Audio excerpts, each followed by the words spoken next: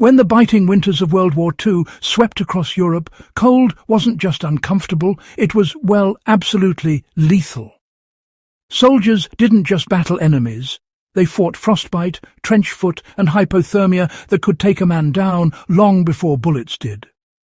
Supply lines broke down, fuel ran out, and many troops, especially on the Eastern Front, had to improvise ways to stay alive in freezing conditions.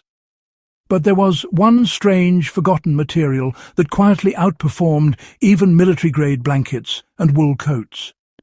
It was light, easily made, and incredibly effective.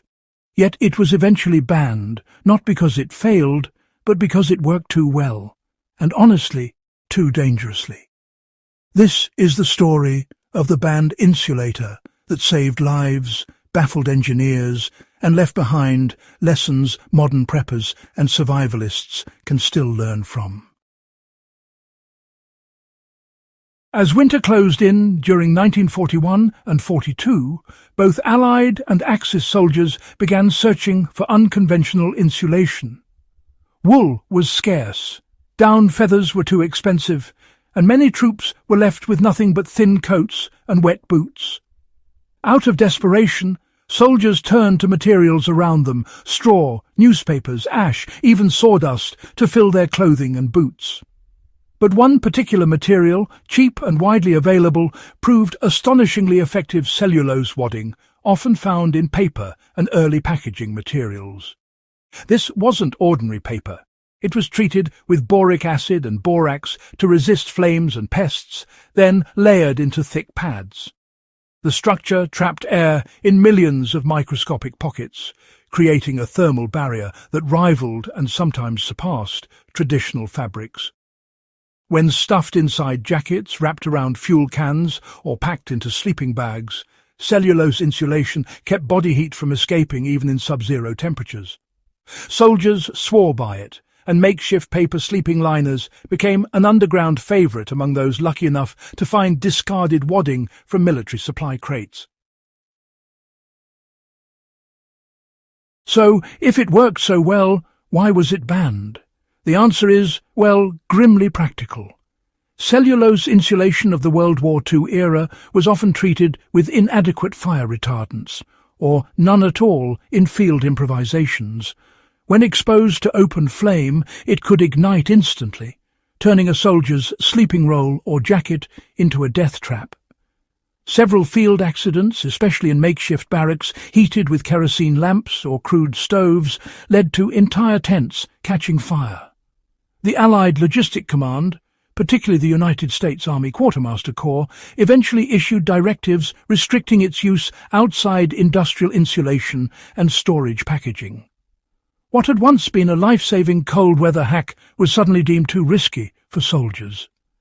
The same properties that made it such a powerful heat barrier, its air-trapping fibres and dryness, also made it dangerously flammable. By 1944, cellulose padding was quietly phased out in frontline use, replaced by treated wool and early forms of synthetic fibre that could better resist flame. Despite official bans, many troops in colder regions, especially partisans and isolated units, continued using cellulose-based insulation. They developed their own safer methods. Some lined their jackets and boots with layers of dampened newspaper or paper pulp, mixed with clay dust or even ash to make it less combustible. Others wrapped paper insulation in cloth casings, creating an air cushion that stayed warm and somewhat resistant to sparks.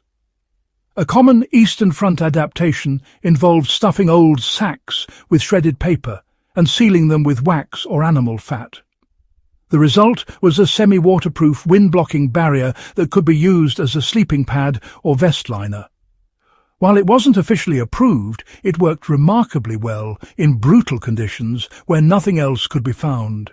This spirit of improvisation reflected one of the core survival lessons of the war.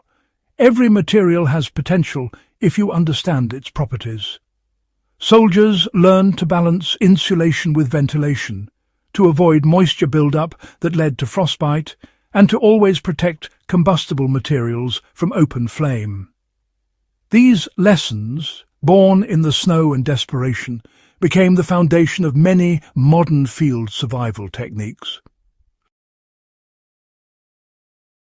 From a technical standpoint, cellulose works because it slows down heat transfer through conduction and convection. Air is the best natural insulator when it's still, and cellulose traps it efficiently. It's lightweight, breathable, and biodegradable. Modern cellulose insulation, used in walls and attics, is essentially a refined, treated version of what soldiers once stuffed into their uniforms. Today, manufacturers treat cellulose with advanced fire retardants that make it almost non-flammable. It's still one of the most sustainable and affordable insulation materials available. Ironically, the same banned material from the Second World War now fills millions of modern homes, proving that the concept wasn't flawed, just ahead of its time. For survivalists, understanding this material is invaluable. In a long-term emergency where supplies are scarce, paper, cardboard and plant fibre all share cellulose's key property, the ability to trap air.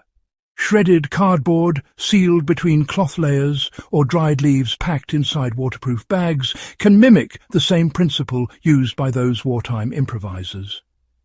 With proper moisture and fire control, it can become a dependable barrier against cold. For anyone preparing for harsh winters, camping or bug-out scenarios, the wartime lessons of cellulose insulation still apply. You can reproduce its effect using simple materials without risk. One effective method is to line a sleeping bag or jacket with 2 thin layers of fabric, leaving space to insert shredded cardboard, wool fibres or dried plant pulp. The trapped air between these layers will dramatically reduce heat loss. Another adaptation is the insulation roll, a concept borrowed from Second World War barracks. Create a roll by layering paper or cloth between thin sheets of wax material, then tie it around your torso under outer clothing. It works as a core heat buffer, keeping your body's warmth from dissipating while keeping moisture out. These techniques can be made safer by keeping all such materials sealed and dry and always away from open flames or sparks. Understanding why cellulose was banned doesn't mean rejecting it. It means respecting its properties and adapting them intelligently. History's best lessons often come from materials that were too effective to be forgotten, even when regulations buried them. In the end, the banned Second World War insulator was more than a failed experiment. It was an accidental triumph of human ingenuity under pressure. It showed that survival often depends not on what tools you have, but on how well you understand them. Modern science has corrected its flaws, but the principle remains. Simple materials used wisely can outperform even expensive gear. If you value uncovering forgotten wartime innovations and the real science behind survival, make sure to subscribe to In the Beginning. Share this story with fellow history buffs and survivalists, because sometimes the old ways were smarter than we think.